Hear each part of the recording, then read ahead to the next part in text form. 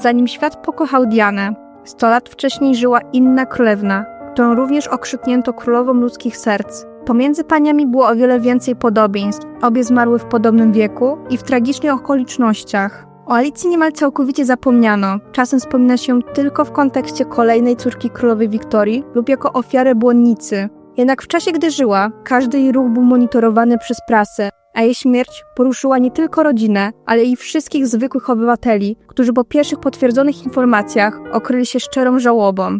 O jej życiu w XIX wieku powstało wiele artykułów w gazetach, książek, a nawet opowiadań i wierszy. Co więcej, jej małżonek i młodsza siostra postanowili opublikować jej prywatne listy, aby jakoś wypełnić pustkę w sercach zwykłych obywateli. We wspomnieniach, które spisano rok po jej śmierci, podkreślono, co ich natchnęło.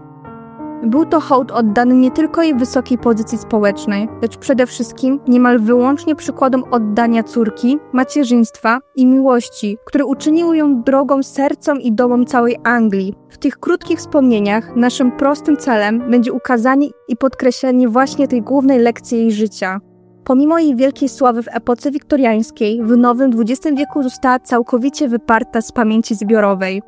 Gdy Gerard Noel opublikował jej pierwszą współczesną anglojęzyczną biografię, zatytułował ją Zapomniana córka królowej Wiktorii. W najnowszej biografii księżniczki z 2013 roku nie można było inaczej zatytułować książki niż Enigmatyczna Alicja. Jeśli więc w Wielkiej Brytanii Alicja jest dziś zapomnianym royalsem, to w Polsce znają już tylko garstka, być może z krótkiego biogramu na Wikipedii. Tymczasem w XIX wieku o brytyjskiej rodzinie królewskiej regularnie pisano w polskojęzycznej prasie. Donoszono nie tylko o sprawach oficjalnych, ale i o codzienności, gdzie wyjeżdżali, na wakacje, jak wyglądało wychowanie dzieci, kiedy księżniczka pierwszy raz spadła z konia i nabiła guza, czy jak prezentowała się podczas swojego oficjalnego debiutu.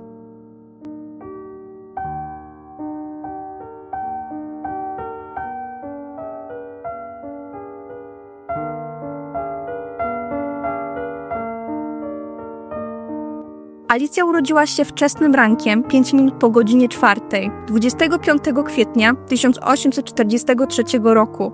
Informacje o jej narodzinach odebrano z mieszanymi uczuciami.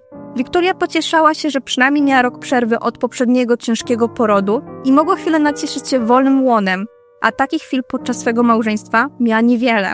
Ciążę i poród postrzegała jako coś obrzydliwego. Te same negatywne uczucia miała o noworodkach, które według niej były podobne do żab. Nie widziała nic fascynującego w małych dzieciach i nie rozumiała tej całej ekscytacji innych kobiet.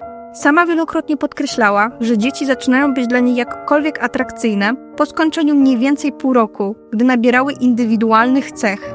Narodziny drugiej córki nie były świętowane. Oczekiwano, że królowa wyda na świat kolejnego syna, który jeszcze bardziej zabezpieczy dynastię. Przez wysoką umieralność niemowląt nie było pewne, czy książę Walii przeżyje dzieciństwo, choć oczywiście modlono się o jego zdrowie. Tajna Rada nawet ośmieliła się wysłać kondolencje księciu Albertowi, chociaż oczywiście kurtuazyjnie pogratulowano nowego członka rodziny. Niefortunnie złożyło się, że 4 dni wcześniej zmarł ulubiony wujek królowej, książę Sussex, więc na dworze panowała żałoba. Niestety był to może jakiś zły omen, gdyż często podniosłe chwile dla Alicji będą odgrywać się na tle czerni. Nieoczekiwanie Wiktoria miała najlepsze pierwsze wrażenie o córce. Przyznała, że jej nowonarodzona córeczka prawdopodobnie będzie jej najładniejszym dzieckiem. Była zdrowa, ładna, duża i pulchniutka. Na wszystkie 9 dzieci królowej tylko ona i jej najmłodsza siostra Beatrycze zostały przez Wiktorię nazywane ładnymi noworodkami. Jedyne, co doprowadzało ją do irytacji, był fakt, że przy porodzie nie było odpowiedniej ilości dygnitarzy, którzy potwierdziliby, że dziecko rzeczywiście jest jej. Trudno byłoby, aby wszystkich obudzić w środku nocy, a same porody dla członków rządu były po prostu nudne. Tłoczeni byli w osobnym pokoju i czekali na rozwiązanie, co trwało godzinami. Mogli tylko nasłuchiwać chaotycznych komunikatów, krzyków, a następnie płaczu dziecka. Dopiero po bezpiecznym przyjściu na świat noworodek zanoszony był do sali z dostojnikami. Może sam zwyczaj wydawać się mocno staroświecki, a może nawet trochę bardziej przypomina zwyczaj wersalski, jednak aż do połowy XX wieku normą było, aby przy porodzie obecny był minister spraw wewnętrznych lub minister gabinetu. Przy narodzinach Alicji obecny był tylko lord Liverpoolu. Sama królowa po porodzie bardzo dobrze się czuła i już po paru dniach miała w sobie tyle sił, że pomimo obaw lekarzy wstała z łóżka i wróciła do obowiązków. Napisała też list do ukochanego wuja Leopolda, w którym informowała o szczęśliwym rozwiązaniu oraz o tym, że jest bardzo zadowolona z córki.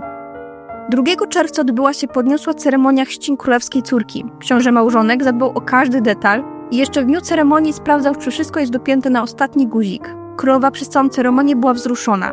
Byłam pod wielkim wrażeniem całej ceremonii i modliłam się, aby nasza kochana mała Alicja mogła dorastać w cnocie, dobroci i żeby była chroniona przed wszelkimi niebezpieczeństwami.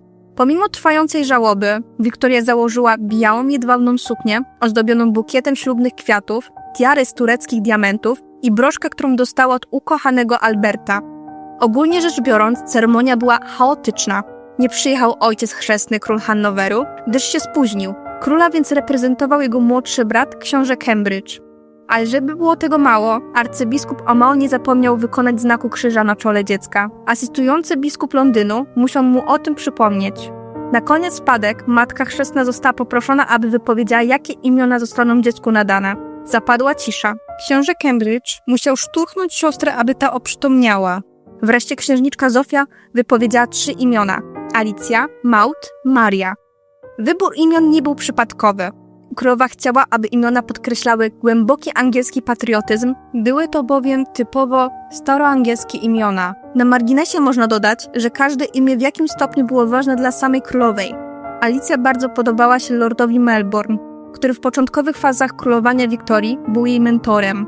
Maud pochodziła od Matyldy, czyli średniowiecznego imienia znamienitych królowych angielskich. A Maria, aby uczcić ciotkę królowej Wiktorii, gdyż Alicja urodziła się w dniu jej 67 urodzin.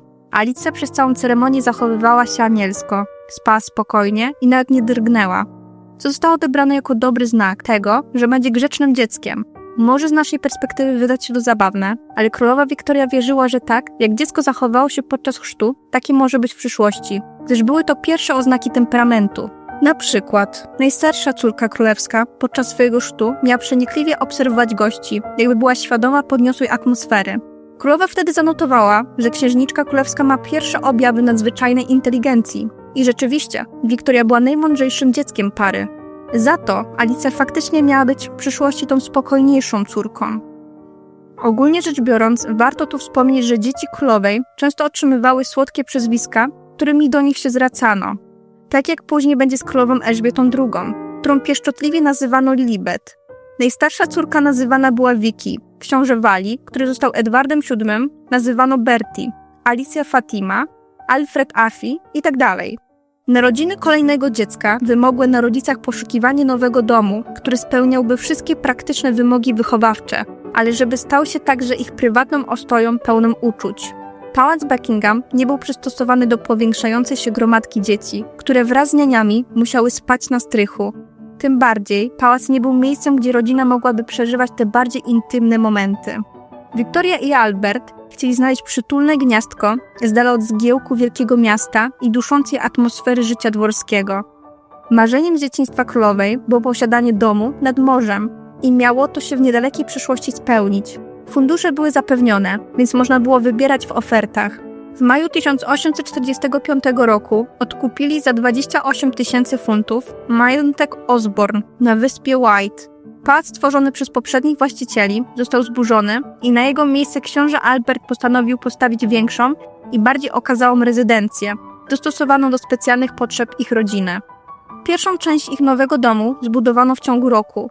Wtedy postawiono prywatne apartamenty przeznaczone dla Wiktorii i Alberta, a pokoje dziecięce rozlokowano na osobnym piętrze. Dopiero pomiędzy 1847 a 1851 stworzono bardziej reprezentacyjną część w głównym skrzydle, które mieściło m.in. salę audiencyjną oraz pokoje dla rady. Alicja miała szczególnie dobrze wspominać wakacje w Osborne. Wspominając dzieciństwo, myślę, że był to najszczęśliwszy czas mojego życia. Jednymi z jej pierwszych wspomnień z dzieciństwa były spacery na plaży, zabawy ze zwierzętami w mini-zoo oraz popołudniowe herbatki, na które zapraszała rodziców. Jednak w dużej mierze dzieci wychowywane były na zamku Windsor. Przez pierwsze 6 lat życia Alicja pozostawała pod opieką królewskiego przedszkola, zarządzanego do 1850 roku przez baronową Littleton, która z prawdziwą cierpliwością i życzliwością opiekowała się małymi latoroślami. Na pierwszy rzut oka wydawała się staromodna, jakby wyrwana z innej epoki, ale była prawdziwą, troskliwą ciocią, która jako jedyna z nielicznych nie faworyzowała nikogo i w każdym dziecku szukała pozytywów. Martwiło ją ciągłe porównywanie Bertiego i Fatimy do Wiki, która przez wszystkich była stawiana na piedestale. Jej metody wychowawcze polegały na pobudzeniu kreatywności i dobroci. Do moralnego wychowania dzieci wykorzystywała różne powieści. Szczególnie zalecała czytanie książek Dickensa. Przede wszystkim nie stosowała kar fizycznych, gdyż uważała, że dzieci i tak nie rozumieją, dlaczego są karane. Można było inaczej wytłumaczyć, że robią coś źle. Jednocześnie nie potrafiła się przeciwstawić Albertowi, który jak na wiktoriańskiego mężczyznę przystało, wierzył w moc wychowawczych klapsów, więc dzieci nie były całkowicie wolne od rózg. Ale kary stosowane były w ostateczności, gdy wszystkie inne metody nie dawały rady, czyli relatywnie rzadko. Baronowa też ogólnie nie pochwalała rozpieszczania dzieci. Nie chciała, żeby do pokojów przedszkolnych przychodziło za dużo gapiów, nie chciała, żeby dzieci ogólnie były bardziej pobudzone niż zwykle. Jedyne większe atrakcje przewidywano na urodziny. Chwilę po urodzeniu wykonano na zalecenie Alberta pierwszy portret księżniczki, który później ofiarował swojej żonie. Na 4. urodziny Alicja dostała wiele prezentów, choć najbardziej spodobała jej się owieczka. Ulubiony baranek księżniczki Alicji jest przyczyną wielu łez. Nie potrafił zaprzyjaźnić się ze swoją panią. Ucieka jak najdalej, popycha, chociaż Alicja jest wobec niej niezwykle czuła i mówi do niej najsłodszym tonem, po tym jak wiele razy pocałowała ją w nosek. Mili, kochana Mili, czy mnie lubisz? Przez cały okres przedszkolny Alicja była spokojna i raczej wycofana. Nie potrzebowała tyle uwagi, co jej starsze rodzeństwo. Jednak wśród swoich braci i sióstr była radosna i pełna energii na zabawy i psoty. Najbliższy kontakt złapała z braćmi, starszym księciem Walii oraz młodszym Alfredem. Z czasem napiętą, choć dalej silną relację stworzyła ze starszą siostrą Wiktorią oraz w późniejszym czasie również z młodszą Heleną. Generalnie miała dobry kontakt z całym rodzeństwem. Uważana była za ulubioną siostrę pośród całego swojego rodzeństwa. Jest to o tyle ciekawe, że między nią a najmłodszą siostrą Beatrycze różnica wieku wynosiła aż 14 lat. Żeby jeszcze bardziej pokazać tę różnicę, warto zauważyć, że mniejszą różnicę miała najstarsza córka Alicji z Beatycze, gdyż wynosiła jedynie 6 lat. Mimo to Fatima przez całe życie utrzymywała silne więzi z całym rodzeństwem. Już w wieku 18 miesięcy Wiktoria zauważyła, że Alicja dobrze wpływa na starszego brata. Przy niej potrafił się miarkować i ogólnie był jakiś bardziej przyjemny w obyciu. Jako jedyna potrafiła zwrócić uwagę bratu, tak aby ten nie wybuchał złością. Raz podczas zabawy w pokoju dziecięcym przyszła niezwykle wysoka garderobiana królowej. Bertie zaczął z niej chichotać i mówił, że jest olbrzymem. Alicja od razu z błyskotliwością odpowiedziała: bardzo dobrze być wysokim. Papa chciałby, żebyśmy wszyscy byli wysocy. Potrafiła też opanowywać konflikty, które były codziennością między najstarszą siostrą i Edwardem. Podobno normą były poranne kłótnie, szarpaniny czy wyrywanie włosów w gotowalni królowej. Alicja, która z charakteru bardziej była podobna do ojca, od najmłodszych lat potrafiła dyplomacją załagodzić bijatykę starszego rodzeństwa, choć czasem też jej się dostawało. Właściwie przez cały ten okres tylko 2 razy zwróciła na siebie uwagę w tym negatywnym sensie. W wieku 10 miesięcy, podczas szczepień na ospę, miała histerycznie płakać, wrzeszczeć, a rączkami i nóżkami próbowała odpychać doktora. Drugi raz, gdy miała 4 latka, baronowa wysłała list do królowej, w którym informowała o złym zachowaniu Fatimy. Wybraliśmy się na przejażdżkę. Księżniczka Alicja była przez całą drogę niestety bardzo niegrzeczna i nieposłuszna, a na końcu wybuchła okropnym rykiem. Uznałam, że sprawa jest bardzo poważna i że najlepiej spełnię polecenie jego królewskiej wysokości, wymierzając prawdziwą karę – przyzlanie. Gdy skończyła 6 lat, chodziła do wspólnej domowej szkoły ze starszą siostrą. Dziewczynki miały wspólny pokój, nosiły te same ubrania i ogólnie rzecz biorąc były cały czas razem, chociaż miały różne charaktery, czasem trudne do pogodzenia. Vicky była władcza, kapryśna i zadufana w sobie. Alicja za to była cicha, spokojna, ale nie dająca sobie w kaszę dmuchać.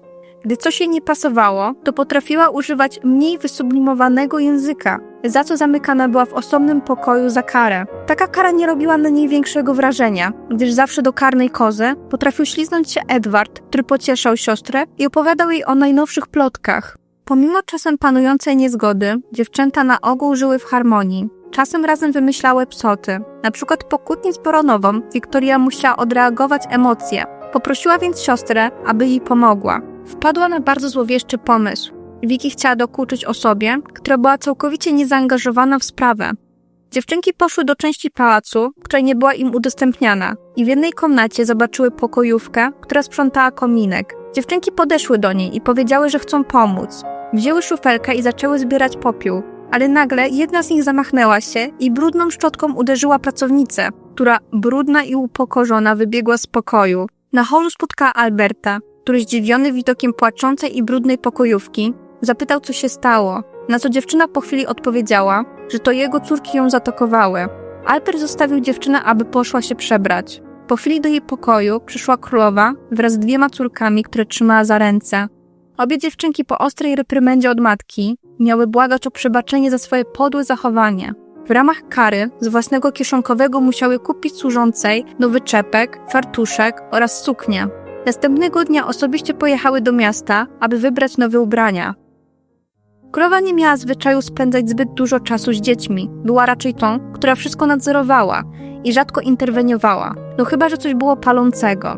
Codziennie o poranku dostawała raport z poprzedniego dnia, w którym były takie informacje jak apetyt, zdrowie, zachowanie i postępy w nauce. Dzieci najczęściej widziała rano w garderobie, gdy przychodziły się przywitać, oraz wieczorem, gdy szły spać. Wiktoria szczególnie poruszona była malutką Alicją, która jako jedyna nie przychodziła się skarżyć na rodzeństwo, ani też szczególnie nie próbowała się przypodobać. Zawsze była szczera w swej uroczej naturze. Droga mała Alicja przychodzi do mnie każdego ranka, gdy się ubieram i jest naprawdę najdroższym małym klejnocikiem, jaki kiedykolwiek widziałam, oraz naszym wielkim ulubieńcem. Ma takie niezależne, ujmujące maniery. Mówi tak wyraźnie i z takim urokiem. Pozwól mi się pocałować, droga mamo. Czasem jednak ograniczało się to do jednego spotkania dziennie, wieczorem. Trochę więcej czasu z nimi spędzała, gdy wyjeżdżali na wspólne rodzinne wakacje lub gdy dzieci zaczynały wypełniać pierwsze królewskie obowiązki. Nawet nie jadała z nimi posiłków. Alicja pierwszy raz jadła kolację z rodzicami, gdy miała 14 lat. Relacje królowej z dziećmi były po prostu dziwne. Z jednej strony, jako matka kochała je, co często podkreślała na łamach swego pamiętnika. Chociaż są częstym źródłem wielu trosk i problemów, dzieci są wielkim błogosławieństwem, rozweselają i rozjaśniają nasze życie. Z drugiej strony, po prostu czuła się zmęczona i zazdrosna. Częste ciąże i porody męczyły królową. Nic nie było tak jak kiedyś. Cyklicznie cierpiała na depresję i jedynie o czym naprawdę marzyła, to o chwili spokoju i spędzeniu trochę czasu z mężem sam na sam. I tutaj jest dość ciekawa sprawa. Oboje mieli smutne dzieciństwa. Sam książę powtarzał dzieciom, że czasem myślał, żeby zniknąć z tego świata. U Wiktorii nie było lepiej. Zamknięta była w złotej klatce systemu Kensington, który tworzył z niej marionetkę w rękach matki i znienawidzonego Conroya. Nie mogła spotkać się z rodziną ojca, nie bawiła się z innymi dziećmi. Głównie uczyła i bawiła się lalkami samotnie.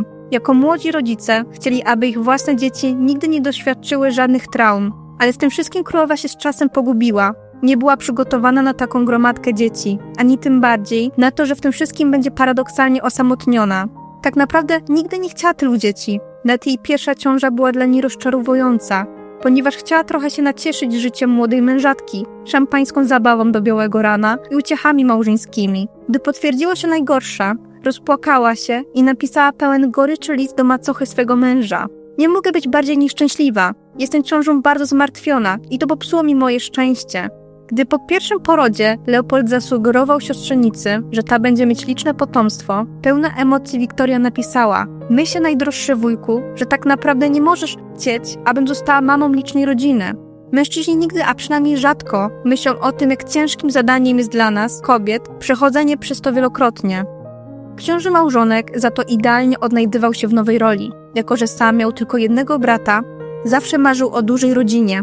Uwielbiał spędzać czas z dziećmi, gdy tylko mógł, bawił się z nimi. Młodsze dzieci huśtał na kolanach, z większymi puszczał latawce, a z najstarszymi lubił inkognito wyjeżdżać na wycieczki po muzeach.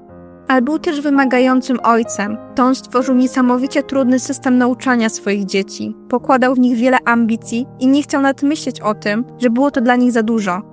Codzienny harmonogram zajęć dzieci królewskich rozplanowany był na 10 długich godzin, podczas których uczyły się między innymi niemieckiego, francuskiego, literatury angielskiej, matematyki, geografii, historii, muzyki, rysunku, tańca, etykiety czy religii, którą prowadziła sama królowa. Od ojca zaś uczyły się filozofii oraz polityki. Dodatkowo podczas wakacji w Osborne dzieci, zależnie od płci, uczyły się typowo domowych obowiązków. Dziewczynki zajmowały się domem, hodowały warzywa i kwiaty, piekły chleb, wyrabiały sery i gotowały. Uczyły się także szycia własnych ubrań oraz hafciarstwa. Alicja po matce odziedziczyła talent do sztuk plastycznych. Od najmłodszych lat tworzyła laurki, malowała zdjęcia, szkicowała postacie historyczne, portretowała swoją rodzinę i malowała pejzaże. Pierwsze zachowane rysunki pochodzą z czasów, gdy księżniczka miała 10 lat. Widać tutaj jeszcze dziecięcą rękę, ale z roku na rok była coraz bardziej sprawna, zachodząc naprawdę daleko w swych umiejętnościach. W ramach prezentu bożonarodzeniowego w 1858 roku księżniczka podarowała Wiktorii akwarelę przedstawiającą rozdzielenie delfina z Marią Antoniną. Alicja dała mi czarujący rysunek, tak ładną kompozycję i tak dobrze wykonaną. Dzień nauki kończył się około godziny 18, co dla małego organizmu musiało być wyczerpujące.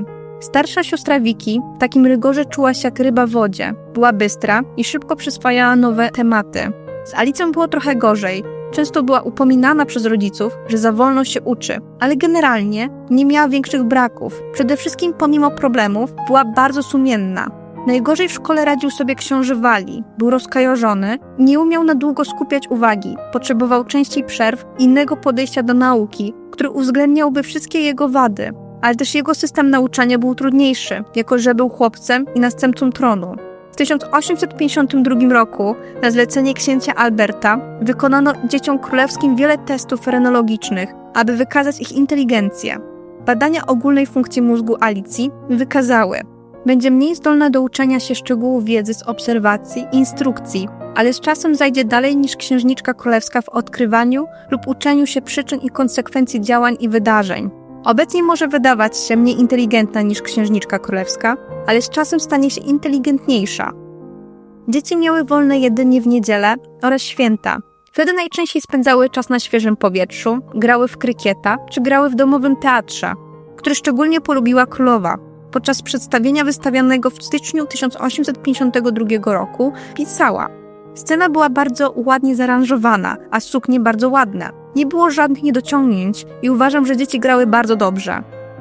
Czasem szły na polowania lub jeździły konno. Ze wszystkich sportów najbardziej Alicji podobała się jazda konna i pomimo zdarzających się upadków była jedną z najlepszych amazonek w swojej rodzinie. Mając ledwie 4-latka, królowa ze zdziwieniem zanotowała, że Alicja jeździła z prawdziwą brawurą. Choć był to tylko konik na biegunach, nie trzymała lejc, nie wkładała nogi w strzemiona, jakby niczego się nie bała. Już podczas pierwszej przyjażdżki księżniczka w wieku 8 lat spadła z konia. Choć każdy taki wypadek był niebezpieczny, nic poważnego sobie nie zrobiła, jedynie trochę się potłukła. Dziewczynka była bardziej podatna na różne upadki, stłuczenie i pomniejsze wpadki, co było cechą wspólną z Alfredem, który po każdej zabawie na świeżym powietrzu przychodził z guzem, siniakiem lub inną raną. Podczas jednego z poważniejszych wypadków, w którym zraniła sobie rękę, Wiktoria, bagatelizując sprawę, z lekkością stwierdziła, że ma pecha. Ogólnie rzecz biorąc, zdrowie Alicji nie było tak jak matki. Była delikatniejsza, o wiele chudsza i podatna na różne choroby. W wieku 12 lat zachorowała na szkarlatynę. Bardzo wtedy schudła, wyglądała przygnębiająco, dodając do tego ogólnie melancholijną twarz z dużymi ciemnymi oczami, wyostrzonymi rysami twarzy, wyglądała jak 7 nieszczęść. Był to pierwszy raz, kiedy Wiktoria skarżyła się na jej wygląd. Przed chorobą uważana była za najładniejszą córkę królowej. Nie była zbyt pulchna, miała dobrą proporcję ciała oraz ładną buzię. Ojciec dumą nazywał Alicję pięknością swej rodziny. Po szkarlatynie, gdy dziewczynka dochodziła do siebie, królowa napisała do swojej przyrodniej siostry, że uroda Alicji jeszcze się poprawi, ale trzeba poczekać. Po wyzdrowieniu już nigdy nie była taka sama. Często skarżyła się na bóle reumatyczne i coraz bardziej pogłębiała się w niezrozumiałej melancholii i powadze, która wręcz nie pasowała do jej wieku, choć była to w pewnym rodzaju maska. Tak naprawdę w najbliższym gronie była przemiłą i zabawną młodą panienką. Jej przyjaciółka z młodzieńczych lat tak opisywała Alicję. Jej naturalny urok, wyjątkowa radość z życia i umiejętność okazywania ciepłych uczuć nadawały jej szczególny czar, który przejawiał się w delikatnych rysach twarzy, wdzięcznych ruchach i pewnej wrodzonej szlachetności i rozgodności. Pierwszy publiczny debiut Alicji odbył się podczas wielkiej wystawy 1 maja 1851 roku. Wraz z bratem księciem Walii oraz rodzicami udali się na otwarcie wystawy. Księżniczka była ubrana w sukienkę białą oraz wianek z białych róż. Podczas wystawy poznała pruską rodzinę królewską, 5 lat starszą Ludwikę oraz prawie 20-letniego Fryderyka Wilhelma. Z Ludwiką momentalnie stały się najlepszymi przyjaciółkami. Fryderyka zaś raczej mało widziała. Głównie przebywał z Wiki, która oprowadzała go po wystawie. Od tego czasu coraz częściej spotykana była z rodzicami na różnych publicznych uroczystościach. 3 lata później, podczas wojny krymskiej, odwiedzała wraz z matką i starszą siostrą szpitale z rannymi żołnierzami. Było to jej pierwsze zderzenie z trudną rzeczywistością, cierpieniem i śmiercią. Co prawda, już wcześniej Alicja wykazywała chęć pomocy bliźnim, którzy znaleźli się w potrzebie, poprzez dawanie ubrań, koców i jedzenia ludziom na wsi. Tak po wojennych wydarzeniach coś się u niej zmieniło. Miała ogromne pokłady empatii, z którymi czuła, że musi coś zrobić. Miała idealne zadatki na pielęgniarkę i możliwe, że została zainspirowana przez pionierkę w tej dziedzinie. W 1855 roku Florence Nightingale odwiedziła królewską posiadłość Balmoral. Pewne jest, że Vicky była obecna podczas spotkania, a nawet bezpośrednio się angażowała, dopytując pannę Florence o jej szczegóły pracy. Nie jest pewne, czy Alicja była obecna, ale raczej nie. Wiele jednak ją nie ominęło, gdyż długo jeszcze po tym obiedzie rozmawiano o czarującej pielęgniarce, więc księżniczka była na bieżąco ze wszystkimi informacjami. Co więcej, obie księżniczki planowały uciec z pałacu, aby dołączyć do Florence i zostać pielęgniarkami. Coraz częściej Alicja zaczęła wymykać się z pałaców, aby odwiedzać zwykłych mieszkańców. Chciała dowiedzieć się, w jakich warunkach żyją, co robią, w czym można im pomóc oraz po prostu chciała z nimi spędzać trochę czasu. W kościele czasem siadała w ławce ze zwykłymi ludźmi, a nie ze swoją rodziną. Jednak takie kontakty nie były zbyt częste. Najczęściej ze zwykłymi ludźmi miała kontakt w pałacowych murach. Dbała o dobre samopoczucie służby, często dając im prezenty na święta, lub pocieszała, gdy coś się złego działo. W okresie Bożego Narodzenia bardzo chciała sprawić każdemu przyjemność i kupowała za własne pieniądze prezenty. Kiedyś dała służącej poduszeczkę do szpilek, a innym razem koszyk. Księżniczka zdawała sobie sprawę z tego, że szczególnie podczas świąt służba, która dla nich pracuje, bardzo tęskni za domem. Szczególnie ta niemiecka, która nie mogła pozwolić sobie na kosztowne wyjazdy do domu. Dla nich takie małe, symboliczne prezenty często znaczyły więcej niż 1000 słów. Czułam, że myślała o tym, jak bardzo tęsknię za domem. 22 września 1855 roku Vicky została zaręczona z bratankiem króla Prus, Fryderykiem Wilhelmem, który o rękę Wiktorii prosił jej rodziców. Dla jej rodziców była to wielka radość i ulga. Małżeństwo pomiędzy tym dwojgiem planowane było od 1851, kiedy to po raz pierwszy się spotkali. Królowa jednak obawiała się, że księżniczka nie jest na tyle atrakcyjna, aby książę jej się oświadczył. Vicky była niższa od swojej matki, mierzyła około 150 cm. Była pulchna i sama siebie nazywała tą brzydką siostrą. Jednak jej urok osobisty, niespotykana inteligencja przyćmiły wszystkie jej braki. Co ciekawe, w warszawskiej prasie parę dni przed zaręczynami spekulowano, że to Alicja była obiektem westchnień przystojnego księcia. Podobno podczas jego pobytu w Wielkiej Brytanii chodził z księżniczką na romantyczne wycieczki po malowniczej Szkocji. Sprawę zaręczyn zatajono do bierzmowania, kiedy zwyczajowo dziewczęta stawały się dorosłe w oczach społeczeństwa. Oprócz Wiktorii i Alberta, nikt nie wiedział, że ich córka jest już narzeczoną, nawet jej własne rodzeństwo nie było poinformowane. 20 marca 1856 roku najstarsza córka królowej w podniosłej ceremonii została bierzmowana. Prawie 2 miesiące później oficjalnie ogłoszono zaręczyny. Najbliższa rodzina, a przede wszystkim rodzeństwo Wiktorii, dowiedziało się trochę wcześniej.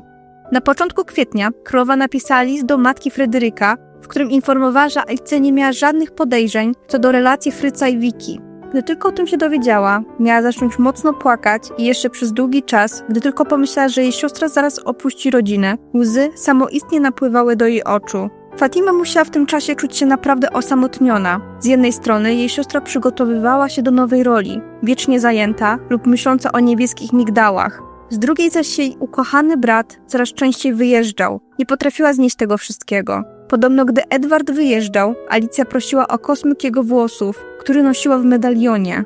Denerwowała się, gdy przez parę dni nie otrzymywała żadnego listu. W korespondencji biła od niej rozpacz i ogromna siostrzana miłość. Za dnia płakała za siostrą, w nocy zaś do poduszki płakała z powodu braku brata.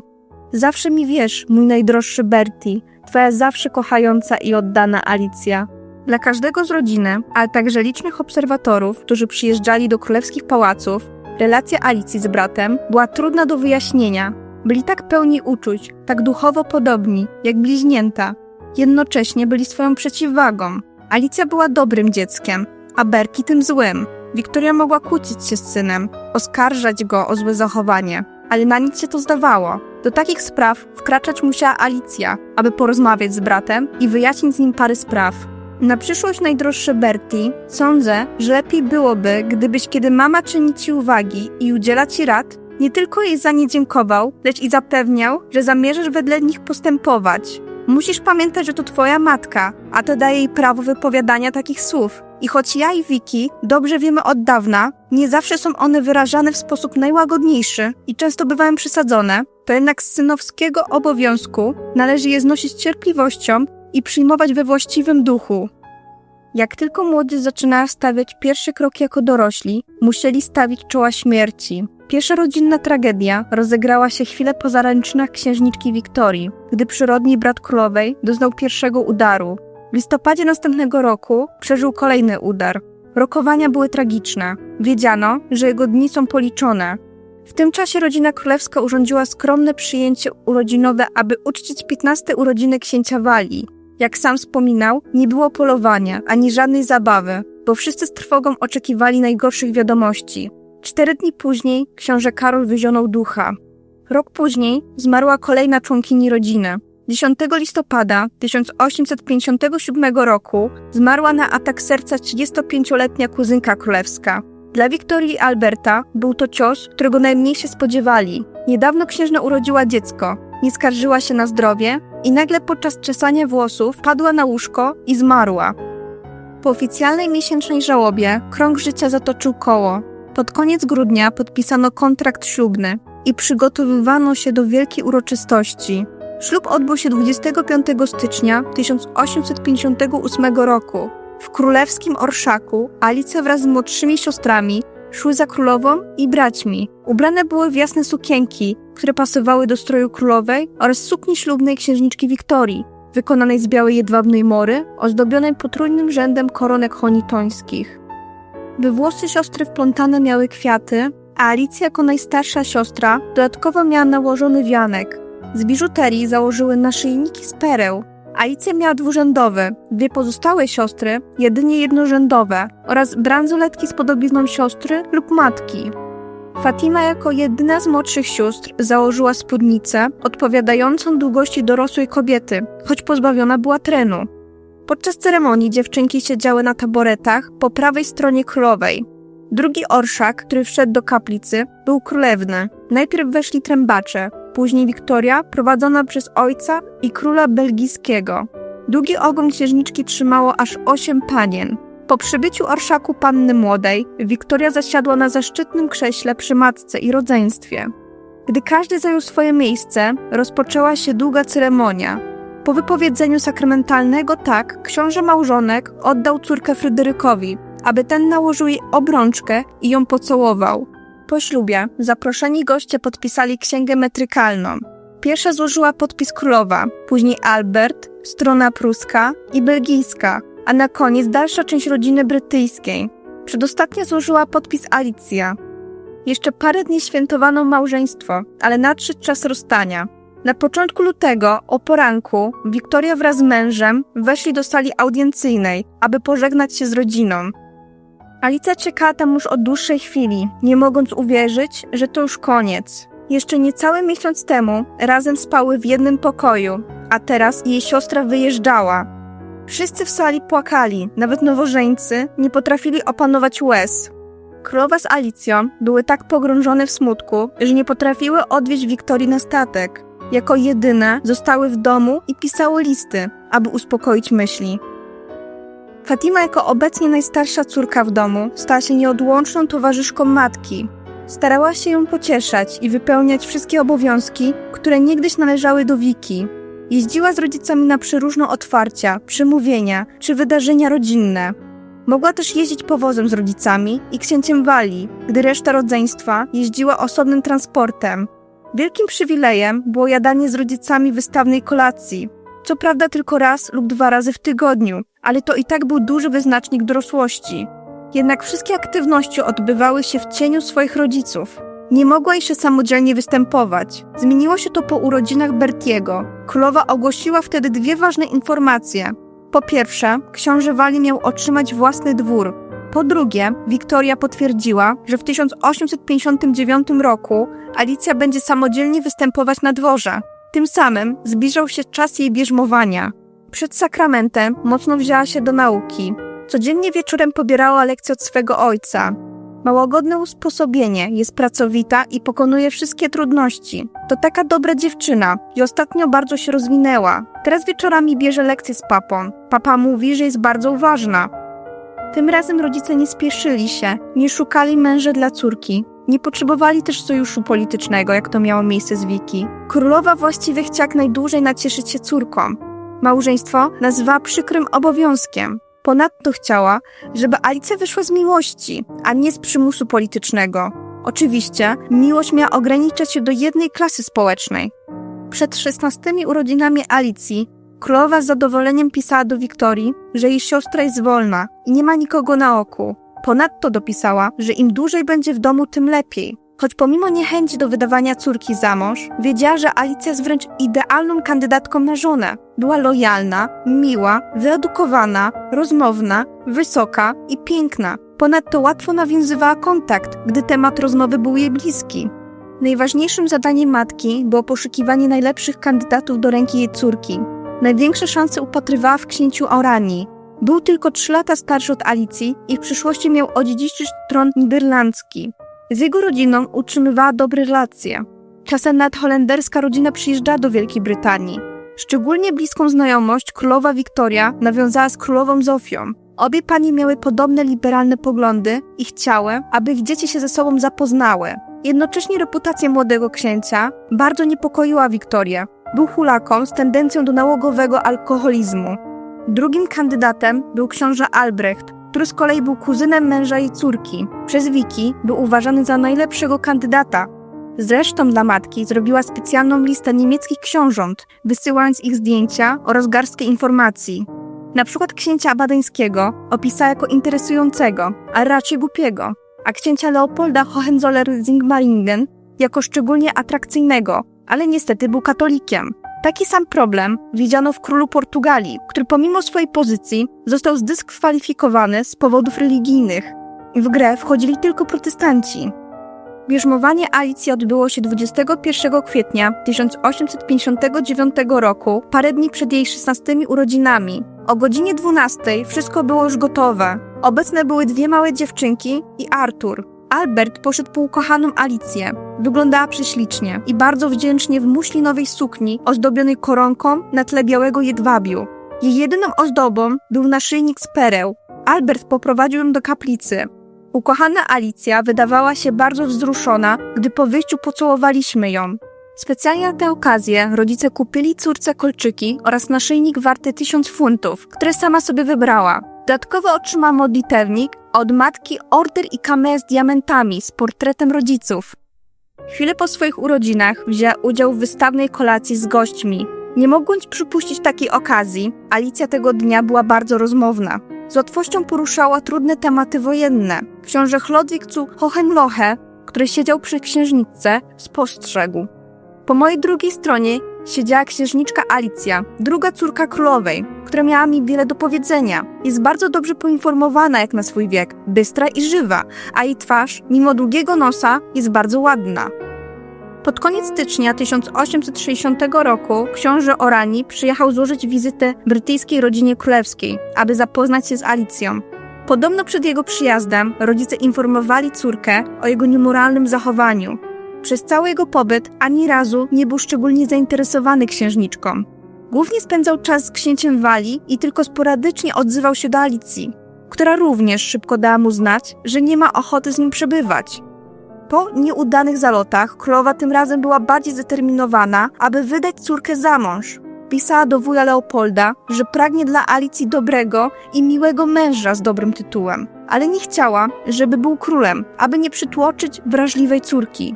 Królowa po raz kolejny poprosiła starszą zamężną córkę, aby poszukała nowego kandydata. Wiki od razu wytypowała Ludwika Hesskiego. Książę pochodził z dobrej i szanowanej rodziny Hesji-Darmstadt. Jego wujek był wielkim księciem, ciotka carycą Rosji, a matka była księżniczką pruską. Pierwotnie jego młodsza siostra Anna była brana pod uwagę jako kandydatka na żonę Bertiego, ale królowa odrzuciła propozycję. Z Ludwikiem sprawa wyglądała już zgoła inaczej. Był jedynym sensownym wyborem. Był 6 lat starszy i otrzymał typową niemiecką edukację. Szkolił się w wojsku, wstępując do pruskiej armii oraz studiował na 2 uniwersytetach. W przyszłości miał odziedziczyć tron wielkoksiążęcy. Dostając wiele pochlebnych informacji o księciu, który okazał się także dobrym znajomym męża Wiki, Albert był pozytywnie nastawiony i przekonywał żonę, że chyba będzie tym jedynym. Małżonkowie postanowili więc zaprosić księcia do królestwa. Ludwik wraz z młodszym bratem Henrykiem przyjechali 1 czerwca 1860 do Londynu. Oficjalnie przyjechali na zawody sportowe, a królowa robiła wszystko, żeby nie powstały plotki o domniemanym romansie Ludwika z Alicją. Bała się, że już żaden lepszy kandydat nie będzie zainteresowany jej córką. Ponadto od Wiki słyszała, że książę jest zakochany w księżniczce Marii, która była siostrzenicą cara Aleksandra II. Ta informacja nie pozwalała jej spać po nocach, bo obawiała się, że Ludwik grał na 2 fronty. Tym bardziej była przerażona, że sam Ludwik bez kozery wspominał, że księżniczka rzeczywiście była piękna. Podzielam z drogim papą przekonanie o konieczności i mądrości bycia cierpliwym i biernym, ale przy najlepszych chęciach nie jestem w stanie powstrzymać się od myślenia o tym bez przerwy. Pierwsza myśl rano i ostatnia wieczorem. Alicja jest taka miła, spokojna i pogodna. Mężczyzna, który ją poślubi, rzeczywiście będzie miał godne pozazdroszczenia, szczęście, bo jest taka delikatna i bardzo bezinteresowna. Jednak obawa Wiktorii była całkowicie nieuzasadniona. Książę był oczarowany Alicją. Spędzali ze sobą długie godziny i naprawdę dobrze się dogadywali. Gdy książę wyjeżdżał z Londynu, poprosił księżniczkę o zdjęcie, aby mógł zabrać cząstkę Alicji do Niemiec. Wiktoria z zadowoleniem informowała najbliższych, że to dobry znak. Ośmielam się teraz powierzyć Ci pewien sekret. Chodzi o to, że nasze domysły dotyczące Ludwika z Hesji okazały się trafne i że mamy powody, by mieć nadzieję, iż ta sprawa zostanie z czasem sformalizowana. Uczucia są całkowicie wzajemne z obu stron, choć nic definitywnego nie zostanie ustalone, dopóki młodzi nie spotkają się ponownie, prawdopodobnie późną jesienią. Proszę, nie mów o tym nikomu. Od przyszłego roku zdrowie kochanej babci od strony matki zaczęło się pogarszać. Chorowała częściej niż zwykle i musiała spędzać całe dnie w łóżku. Całkowicie załamała ją informacja o śmierci starszej siostry Anny w sierpniu 1860. Co prawda miała już swoje lata. Wielka księżna w chwili śmierci miała 78 lat. Jednak księżna Kentu poczuła w tamtej chwili, że została już całkowicie sama na tym świecie. Z 9 rodzeństwa żyła już tylko księżna z młodszym bratem Leopoldem. Alicja w trudnym czasie dla babci starała się być dla niej opoką. 22 września królowa wraz z małżonkiem i Alicją wyjechali za granicę. Mieli odwiedzić m.in. Belgię, Frankfurt oraz Coburg. Pojechali odwiedzić najbliższą rodzinę, a szczególnie chorą macochę księcia Alberta. Niestety 2 dni po wyjeździe otrzymano telegram o śmierci księżnej. Albert nie mógł w to uwierzyć, gdyż jeszcze parę dni wcześniej ustalali przyjazd. Księżna nie mogła doczekać się tego przyjazdu. Albert był dla niej jak rodzony syn. Po przybyciu do rodzinnego miasta książę małżonek nie potrafił z niego wyjechać, a ich wyjazd był zaplanowany co do 1 dnia. Jednym z najważniejszych wydarzeń podczas ich wyjazdu było spotkanie się z rodzicami Ludwika, aby wybadać grunt.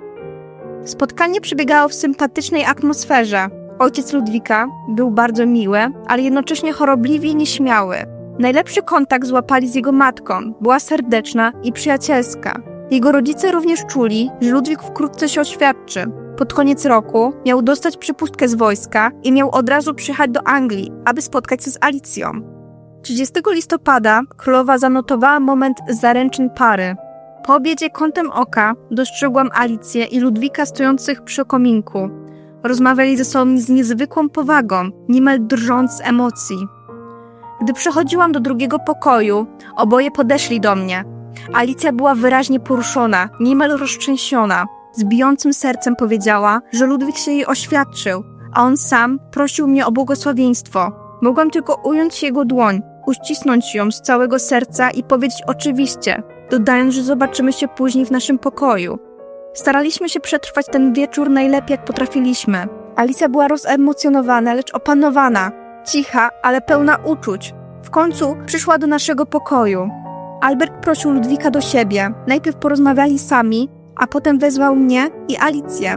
Ludwik okazał się mieć ciepłe i szlachetne serce. Uściskaliśmy naszą drogą Alicję, pełni wzruszenia i dumy, a do Ludwika skierowaliśmy same słowa uznania. Ucałował moją dłoń z głębokim szacunkiem, a ja objęłam go, przyjmując go z serca do naszej rodziny. Po chwili rozmowy rozstaliśmy się. Był to moment przepełniony wzruszeniem, tak cichy, tak pełen miłości, jeden z tych, które zawsze pozostają w duszy. Z każdym dniem ich miłość tylko rosła, byli radośni w swoim otoczeniu. Ojciec Alicji nawet stwierdził, że są w sobie tak zakochani, jak tylko śmiertelnicy mogą być. Albert dodawał, że jako ojciec jest najszczęśliwszy z powodu szczęścia córki. Ludwik dostał do końca świąt. Od Alicji na święta dostał broszkę, książkę oraz odlew jej dłoni. Niestety wkrótce po pierwszej gwiazdce młodzi narzeczeni musieli się rozstać. 28 grudnia musiał wyjechać do rodziny. Przed wyjazdem wymienili się chusteczkami, które przesiąknięte były łzami. Od razu po jego wyjeździe zapłakana księżniczka zaczęła pisać listy do ukochanego. Twoje zdjęcie jest przy moim łóżku, a twoja chusteczka i kartka, na której wypisałeś stację, były pod moją poduszką. Niech Bóg będzie z tobą, najdroższy aniele. Tak strasznie za tobą tęsknię. Widzę cię wszędzie i zdaje mi się, że słyszę twój ukochany głos. Kiedy wczoraj żegnałam się z tobą, myślałam, że moje serce pęknie. Teraz myślę o tym, kiedy znów się zobaczymy. O wszystkim, o czym rozmawialiśmy i co robiliśmy razem. A najbardziej o tym, że gdy minie te 18 miesięcy, już nigdy więcej się nie pożegnamy. W nowy rok książę napisał 3 listy do Alicji. Pierwszy był chwilę po północy, w którym składał jej życzenia. Drugi list o poranku, a trzeci, gdy opowiadał swój sen, w którym Alicja była ubrana w białą suknię ślubną. To dziwne, radosne, dumne uczucie wkraczać w nowy rok, jako przyszły pan młody i móc myśleć, że z daleka moja prawdziwie droga narzeczona myśli o mnie. Niestety szczęście nie miało trwać długo. 16 marca 1861 roku zmarła księżna Kentu. W ostatnich dniach Alicja opiekowała się babcią, rozmawiała z nią i grała na pianinie, aby uspokoić jej nerwy. Królowa załamała się. Jej relacje z matką były trudne, ale gdy zrozumiała, jak bardzo księżna ją kocha, po prostu nie mogła wytrzymać z poczucia żalu. Alicja w tym czasie opiekowała się matką. Jedynie ona potrafiła ją pocieszyć. Wiktoria sama wyznała, że jest jej jedynym wsparciem w tych najgorszych dniach. Księżniczka 2 miesiące po śmierci babci opisała swoje uczucia następująco. Jako że sama niedawno po raz pierwszy doświadczyłam śmierci i poczułam jej żal oraz ból utraty kogoś, kogo kochaliśmy tak głęboko i szczerze, wiem, jak gorzką próbą jest to doświadczenie i jak niewiele słów od innych może przynieść ukojenie krwawiącemu sercu w tej chwili. Chwilę po śmierci księżnej publicznie ogłoszono zaręczyny oraz przeforsowano sumę 30 000 na posag. W parlamencie jednomyślnie przegłosowano również roczną pensję dla księżniczki 6 000 funtów. Według Alberta nie była to duża suma, zwłaszcza, że jej nowy dom nie był bogaty.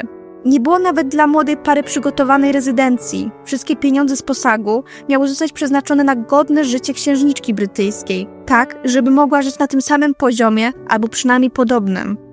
1861 rok zapowiadał się pięknie. 9 czerwca mieli wziąć ślub. Wszystko miało być jak w bajce, ale życie napisało inny scenariusz. Najpierw umarła matka królowej, a później, pod koniec roku, gdy wszystko miało pójść dobrze, nagle Albert śmiertelnie zachorował. Sam kiedyś miał wyznać, że wie, że nie dożyje 50 lat. Przewidział prawie punktualnie swoją śmierć. Zmarł bowiem w wieku 42 lat, ale od 40 ciągnęła się za nim śmierć. W 1859 roku poważnie zachorował na żołądek. Jego lekarz twierdził, że w Albercie zanikła chęć życia, co było często u melancholijnego księcia. W październiku 1860 o mało nie zginął w powozie, ponieważ spłoszone konie galopem pędziły w stronę przejazdu kolejowego. Książę wyskoczył z pojazdu, aby ratować życie. Trochę się potłukł, ale nic poważnego się nie stało, choć miał poważny uraz psychiczny. Opowiadał później, że mógł to być jego koniec. Po informacji o śmierci teściowej, Colno dowiadywał się o śmierci 2 kuzynów. No i jeszcze jego syn nie dawał mu spokoju swoim złym zachowaniem i ohydnym romansem. Delikatny organizm księcia nie mógł tego wszystkiego wytrzymać. Coraz bardziej cierpiał na żołądek, bolały go plecy i nogi. No i jeszcze tym, co wykańczało nerwy księcia, były sprawy państwowe. Od śmierci księżnej Kentu przyjął obowiązki królowej, która pogrążona była w żałobie. Jeszcze w listopadzie interweniował w kryzysie pomiędzy Anglią a USA, który mógł się przerodzić w wojnę. Na szczęście Albert załagodził sprawę. W grudniu zdrowie księcia małżonka definitywnie się pogorszyło. 3 grudnia Alicja wysłała list do narzeczonego. Mam tylko nadzieję, że naprawdę im pomagam, bo z całego serca pragnę zrobić dla nich wszystko, a jeszcze chętnie zniosłabym za nich każde cierpienie, gdyby tylko było to możliwe. 9 grudnia Albertowi zdiagnozowano chorobę, na którą niedawno zmarli jego kuzyni – dór brzuszny. W jego ostatnich dniach opiekowała się nim Alicja. Jako jedyna potrafiła zacisnąć zęby i powstrzymać łzy. Cały czas była przy ojcu, słuchała jego słów, modliła się z nim, grała na pianinie i śpiewała religijne pieśni. Był spokojny, właściwie dziwnie radośnie opowiadał o swoim końcu. Gdy Fatima pisała list do siostry, aby poinformować Vicky o chorobie ojca, ten zezłoszczony powiedział, że on nie choruje, on umiera. Mówił tak jak czuł, co było przerażająco bolesne. Czasem, gdy czuła, że załamuje jej się głos, wychodziła za drzwi i z samotności płakała. Jednak po otarciu łez wracała do ojca. Gdy poczuła, że nie ma już szans, aby ojciec wyzdrowiał, próbowała najdelikatniej wytłumaczyć to matce, która nie rozumiała tego. W amoku jedynie oskarżała syna, że to jego wina. Nie chciała go znać, ani tym bardziej widzieć. W jednej chwili stał się jej wrogiem. Wbrew woli matki, Alicja wieczorem 13 grudnia wysłała pilny telegram do brata, aby jak najszybciej przyjechał. Bertie przyjechał o 3 w nocy. Tego ostatniego dnia ojciec panicznie bał się rozstać z córką. Cały czas wołał Alicję, która siedziała przy jego łóżku i go uspokajała. Gdy usłyszała charakterystyczne rzężenie, pobiegła po matkę, aby pożegnała się z mężem. 14 grudnia ukochany mąż i ojciec zmarł w otoczeniu najbliższych. Moje serce jest całkowicie załamane, a żal, który mnie ogarnia, zdaje się przekraczać granice ludzkiej wytrzymałości. Gdy wspominam całą tą straszną chorobę, piątek i ostatnią sobotę, ten koszmar, przez który przeszłam u boku mamy, wszystko wydaje się nierealne, jak ponury sen, z którego nie mogę się obudzić. Serce boli na nowo, gdy tylko wracam do ostatnich, pełnych cierpienia chwil. Wsłuchując się w jego ciężki, urwany oddech, wiedziałam, że odejdzie, lecz serce nie chciało tego przyjąć.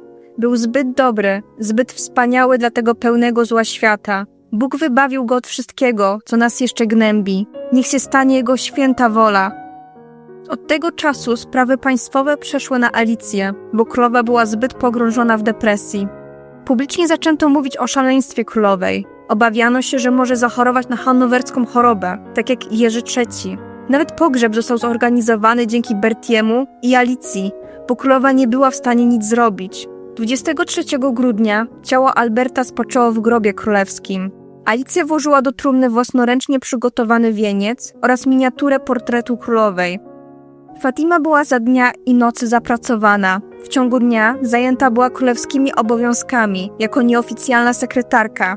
W nocy zaś usypiała Wiktorię. Zdecydowała się nawet przenieść swoje łóżko do jej sypialni, aby monitorować jej sen i samopoczucie. Podobno tylko wtedy Wiktoria mogła spokojnie spać. W listach pisała tylko o królowej lub o swoim narzeczonym. Rzadko kiedy wspominała coś o sobie, a jeśli coś pisała, to zazwyczaj, że źle się czuje, psychicznie i fizycznie. Mama jest dziś w okropnym stanie. Po raz pierwszy zjadła śniadanie w swoim salonie. Położyła głowę na moim ramieniu i przytuliła się tak mocno, jakby nie mogła już dłużej znieść swojego żalu sama. O Boże, jej los jest zbyt smutny, zbyt straszny.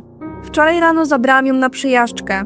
Nie mogę dziś za dużo pisać, boli mnie głowa. Bardzo chciałabym położyć moją zmęczoną głowę na twoim ramieniu i trzymać twoją drogą, ciepłą dłoń w mojej. Pod koniec miesiąca Alicja była przemęczona. Zaczęła skarżyć się na chroniczne zmęczenie, migrenę, nerwice i dziwne bóle. Jako jedyna nie mogła opłakiwać ojca. Cały czas pracowała i zapominała o swoich własnych potrzebach. Na szczęście Vicky miała przyjechać, aby zaopiekować się matką. Fatima na jakiś czas zamieszkała pod Windsorem, w willi posła belgijskiego, aby w samotności dojść do sił. Przebywała tam od 27 lutego do 7 marca, aby później wrócić do rodziny. Widocznie zaczęła nabierać sił i przygotowywać się do urodzin oraz ślubu. W tych trudnych czasach jedynie jej rodzeństwo oraz narzeczony potrafili choć na chwilę ją rozerwać. W marcu na przykład Alicja wraz z Vicky i Alfredem spędzili cały dzień na wystawie powszechnej i dopiero wieczorem wrócili do Windsoru. W czerwcu zaś pojechała na kolejną wystawę wraz z młodszymi braćmi, z Arturem i Leopoldem. W dniu 19 urodzin matka Alicji nie była w stanie z nią świętować. Jedynie dała jej prezent, który powstał jeszcze za życia ukochanego papy. Była to złota bransoletka z jej wizerunkiem i statkiem, wskazujący na jej zbliżający się wyjazd do Hesji. Na inskrypcji znajdowała się wiadomość dodana przez królową.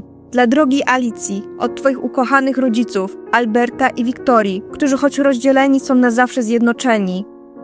1 lipca odbył się ślub. Zamiast w kościele, ceremonia odbyła się w jadalni w Osborne. Był to najsmutniejszy ślub, jaki kiedykolwiek widziano. Obie rodziny pogrążone były w żałobie.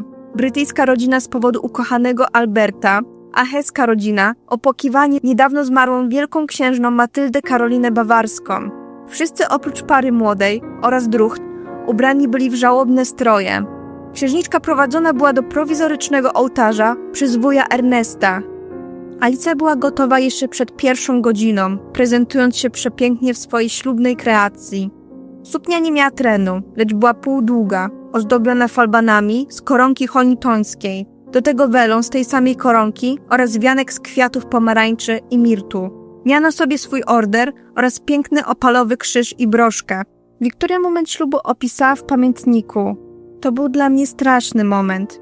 Następnego dnia jeszcze raz opisała ceremonię w liście do najstarszej córki. Wiktoria dopisała, że ceremonia bardziej przypominała pogrzeb niż wesele, a sama Alicja w pewnym sensie czuła się winna. Myślała, że nie powinna się cieszyć przy matce, która tak bardzo cierpi. Starała się ukrywać swoje emocje i szybko wyjechała na miesiąc miodowy. Po weselu zaczęła pilnie uczyć się historii Hesji i wymieniała coraz częściej korespondencję z matką księcia, którą bardzo pokochała. Elżbieta była bardzo miła, wspierająca i od razu było widać, że pokochała synową, zwracając się do niej moja córko. Teściowa często zwracała uwagę, żeby Alicja dbała o swoje zdrowie, żeby odpoczywała, bo jej młody organizm nie był przygotowany na takie cierpienia. Przed wyjazdem na zlecenie królowej, która bała się o zdrowie córki, Alicja spotkała się z lekarzem, który po zbadaniu młodej księżnej napisał 12 stron spostrzeżeń dla młodej żony. Zalecał codzienne kąpiele, uprawianie sportu lub przynajmniej częste spacery. Pisał o chorobach, pierwszych objawach ciąży i zastrzegał, że jeżeli Alicja poczuje pierwsze objawy, które ją niepokoją, powinna od razu wrócić do Anglii, bo w królestwie była lepsza opieka lekarska niż w Darmstadcie. Wiktoria przed samym wyjazdem zasugerowała parze, aby nie spieszyli się z zakładaniem rodziny, bo na to miał przyjść odpowiedni czas. Powinni najpierw spędzić trochę czasu ze sobą. Małżonkowie wyjechali 8 lipca, wyglądali na szczęśliwych i zakochanych. Książę troszczył się o żonę, żeby dobrze się czuła i dobrze jadła, bo przez ostatnie miesiące trochę schudła, co bardzo wszystkich martwiło. Gdy dojechali do stolicy 13 lipca, była brzydka pogoda, mocno padało, a mimo to zwykli ludzie zebrali się, aby powitać nową księżną. Na stacji znów nas uroczyście powitano. Całe miasto było przystrojone z tak uroczą starannością. We wszystkich przemówieniach padały czułe i poruszające słowa o tobie, o naszej głębokiej żałobie. Wierzę, że jeszcze nigdy nie przyjęto nas z taką serdecznością. Jechaliśmy razem przez miasto wśród nieustających owacji i deszczu kwiatów. Wszyscy byli oczarowani jej urodą, manierami i wielką prostotą. Początkowo poddani trochę obawiali się księżniczki z Wielkiej Brytanii. Myśleli, że może zbyt dużo oczekiwać, ale szybko okazało się, że Alicja była, jakby to powiedzieć, normalna. Nie potrzebowała wielkich luksusów. Właściwie o wiele lepiej czuła się w małym mieście niż w wielkim Londynie. Swobodnie czuła się w skromnej rezydencji niż w wielkim pałacu. Wreszcie czuła, że nie jest w złotej klatce. Z nową rodziną również szybko się zaprzyjaźniła. Wielki książę podarował Alicji diamentową bransoletkę, którą wybrał jeszcze za życia żony, a rodzice małżonka traktowali dziewczynę jak drugą rodzoną córkę. Pierwsze lata małżeństwa dzielili czas pomiędzy księstwem, Wielką Brytanią i Prusami, gdzie spotykała się z siostrą. Przed ślubem księcia Walii z księżniczką Aleksandrą Duńską Alicja wraz z mężem przyjechali do Anglii. Księżna była wówczas w zaawansowanej ciąży. Chwilę przed 20 urodzinami urodziła pierwszą córkę, Wiktorię Albertę. Poród odbył się na zamku Windsor. Wiktoria swej córce dała swoją starą, przepoconą koszulę, w której urodziła wszystkie dzieci. Uważała, że to pomoże urodzić zdrowe dziecko. Królowa była obecna przy narodzinach i sama ze zgrozą opisywała, jak trudno jest biernie patrzeć na cierpienia córki. Łatwiej już było rodzić. Alicja pomimo połogu chciała pomóc Aleksandrze zaklimatyzować się w nowym domu. Bardzo szybko dziewczyny się zaprzyjaźniły, w końcu miały podobne urocze charaktery i dzieliły je tylko rok różnicy. Wspólnie jeździły po okolicy i odwiedzały krewnych. Niestety dla ich relacji oraz dla królowej Wiktorii, która znowu poczuła się samotna i opuszczona, na początku maja książęca para musiała wrócić do Hesji. W dzisiejszym liście znów piszesz, jak bardzo pragniesz, byśmy znów byli przy tobie. I uwierz, jak bardzo i my tego pragniemy. Z 10 miesięcy naszego małżeństwa, aż 5 spędziliśmy pod twoim dachem. Czy to nie mówi samo za siebie? Nasze serca wciąż lgną do ciebie. Mniej więcej w tym czasie ich życie rodzinne zaczęło się stabilizować i zaczęli żyć pewną rutyną. Zazwyczaj wstawali około 6 i szli spać około 22.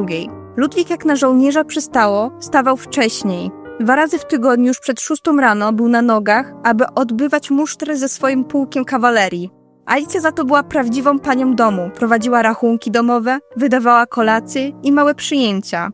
Choć szybko zadomowiła się w nowym kraju, nie zapomniała o swojej rodzinie w Anglii. Utrzymywała regularny kontakt listowny z rodzeństwem i często zapraszała ich do siebie. Mimo że jej rezydencja uchodziła za skromną, jak na królewskie standardy, goście, szczególnie bracia, czuli się tam swobodnie i chętnie wracali. Najmłodszy z braci, książę Leopold, odwiedził Alicję, gdy miał zaledwie 12 lat. Oboje byli artystycznie i literacko uzdolnieni, co zbliżało ich do siebie. Dzielili także zainteresowania teologiczne.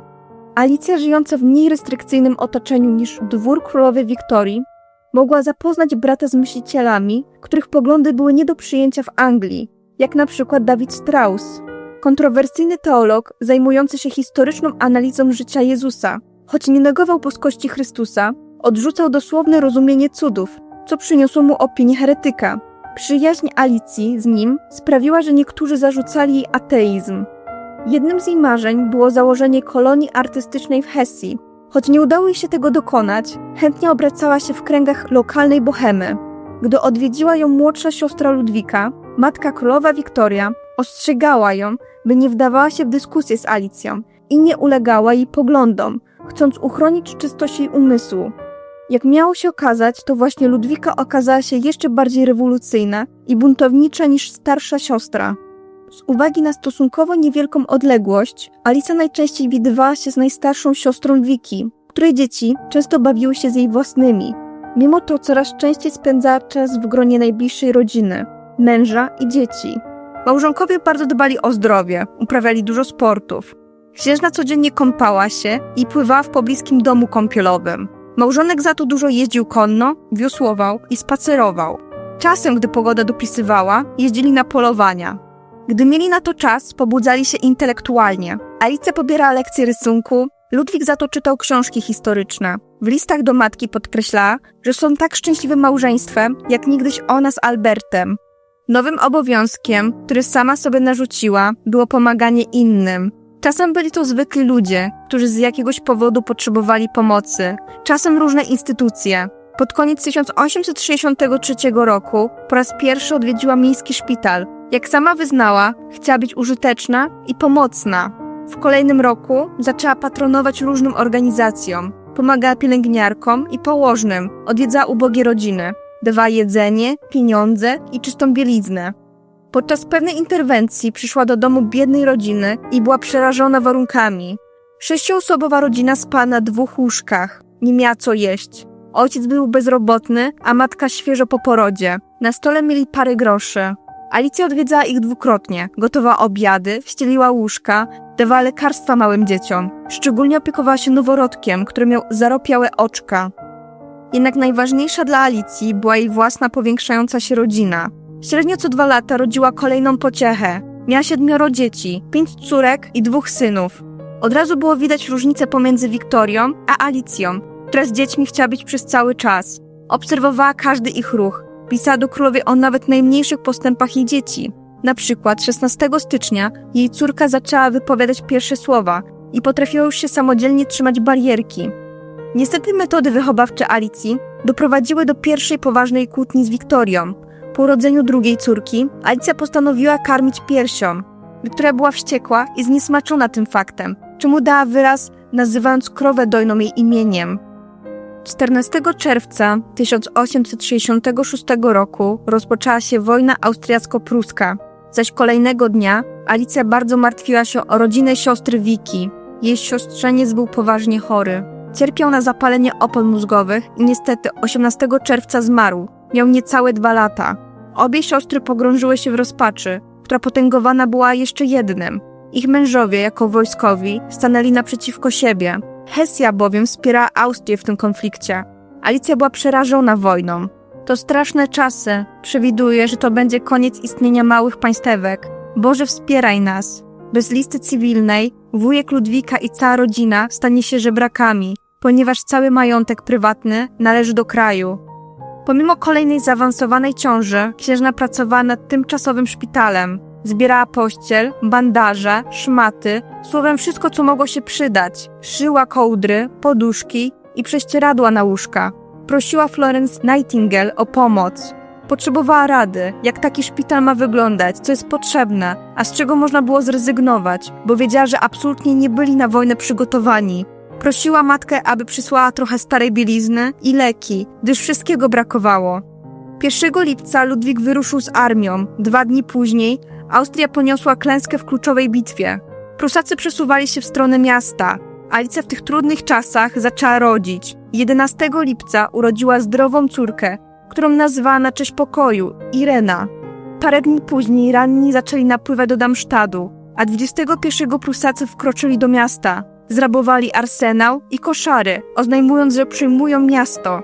Księżna próbowała jak najszybciej dojść do siebie, aby zacząć pomagać w szpitalach. Odwiedzała i pocieszała rannych. Była świadkiem horroru nie do opisania, pisków, jęków i płaczów. Jeden mężczyzna złapał ją za rękę i jęczał, że go pali. Ludwik błaga mnie, abym użyła swojego wpływu na wuja, aby zaakceptował warunki Prus, żeby zapobiec dalszemu rozlewowi krwi. Ze wszystkich części kraju ludzie proszą mnie, żebym zrobiła co tylko mogę.